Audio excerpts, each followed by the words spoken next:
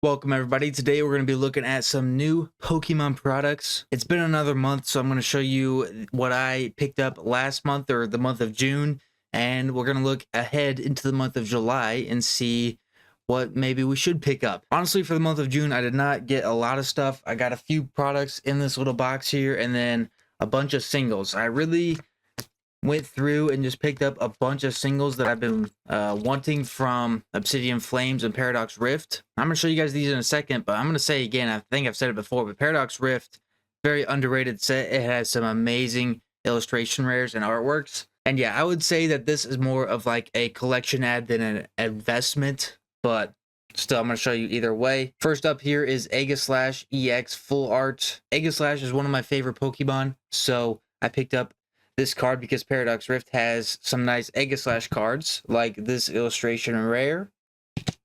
Next up, we have a Crustle. I mean, not like the most crazy Pokemon, but the artworks on these, I think, are awesome. You got Dottler here in a nice field. You got Gargnicle, Iron Jugulis, which is only like a $4 or $5 card. Really nice illustration rare. Little Larvitar. We got a Palafin. I like that Palafin. You got all this blue there. A Bramblin. Bramblin was one of my favorite from the new generation. A Toadscruel. Toadscruel. And then lastly, if it will focus up, this Veluza, which has a nice artwork. I got like a Staryu in there. So those were all my single pickups. How many even was that? 3, 6, 9, like 11, 12 cards. So not that much. I think all these combined are like $40 or $50. And then for the products of the month, I mentioned these, I think, in the May investment video, but we got the Crowns in a 3-packs. I have been on a kick with these 3-packs. I think they're just so good because you can get all these sets. You can get some nice like collectible pieces inside the 3-packs and not break the bank while doing so. What I got is the set of 3. We have Inteleon, we have Rillaboom, and we have Cinderace. So I just got the whole set of 3, and that was my only pickup of the month. We're definitely going to open a booster box in July. I think it's about time. I want to chase a couple cards. I think we're going to do that. I was thinking Paradox Rift, but since I just picked up pretty much all the cards I would have been chasing, we might do Temporal Forces and go after that Ghastly and that Gengar, of course. But yeah, not a ton of stuff this month that I personally picked up. Here's a couple things that I just want to talk about and that I'm also looking at. In terms of Sword and Shield booster boxes, this is like this is the best, cheapest you can get. If you want something better, you're going to pay more, but this is the best, cheapest. Like, you have Battle Styles that I think is still below this Silver Tempest box. It's just kind of chilling here around 150, 160. It's been chilling there since May, and then before that was chilling around 130, so I think it's going to stay here for a bit. Silver Tempest, I like personally. It is kind of carried by the Lugia. Other than the Lugia, there's not much. But I like Silver Tempest. And then something that actually took a dip this month is the Lost Origin booster boxes. Instead of $220, they're back down to $190. That's a bit more manageable, you know, $40 you're saving. Before they took the huge jump, they were around $175. So honestly, this is pretty good. I don't know that they're going to continue going down. Like, if they go back down to 170-ish, that would be kind of surprising. But I think we'll just chill here, right under 200.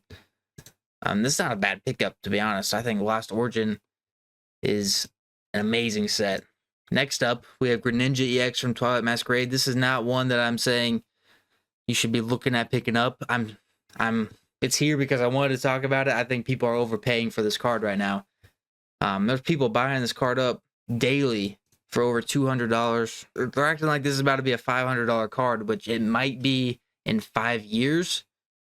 This is the only good card in Twilight Masquerade. Twilight Masquerade is so bad to the point where Greninja has to carry, but people are making it seem like it is already. This thing just came out. There are so many prints left of Twilight Masquerade. 230, it's not going to go up to like 400 anytime soon. It's going to probably maybe stick around 200. I don't, honestly, I'm surprised it's like not 150 or something. This is the only card other than a couple trainers that Twilight Masquerade has to offer.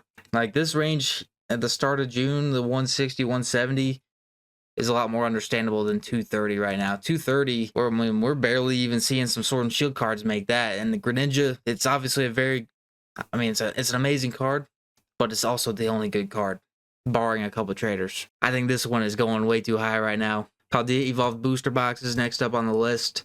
These have seen a little bit of growth, but really they've just been kind of chilling.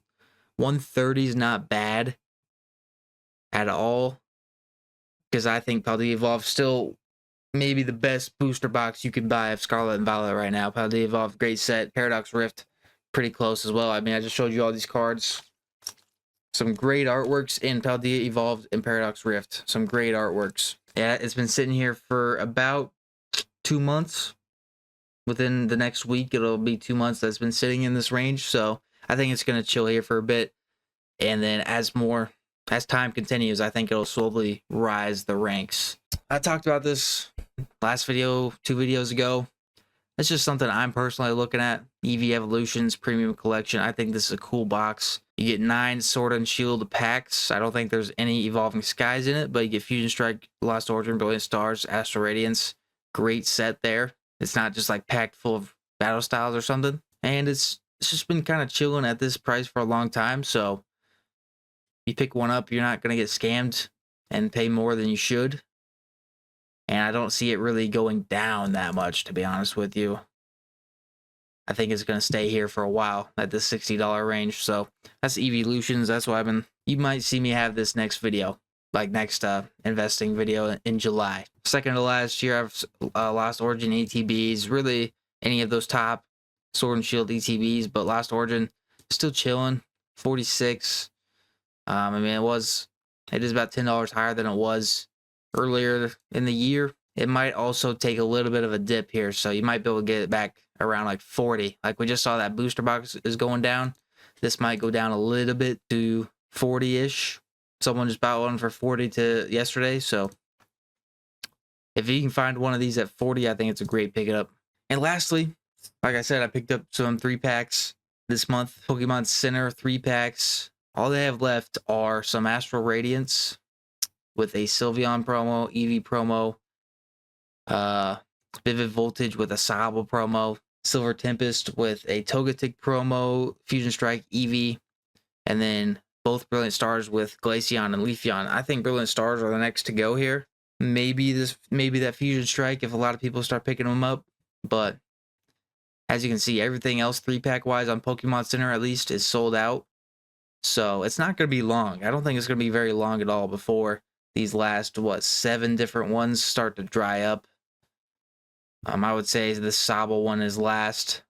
And then maybe these Eevee ones or this Togetic Silver Tempest. 3-packs are great. They only cost you a little bit, unlike those crazy booster boxes. You know what I'm saying? So those are my pickups this month, plus some other ones I'm looking at. Let me know what you think, what you're looking at personally to maybe pick up, and what you think of these cards. I think Paradox Rift has so many good trainers, man.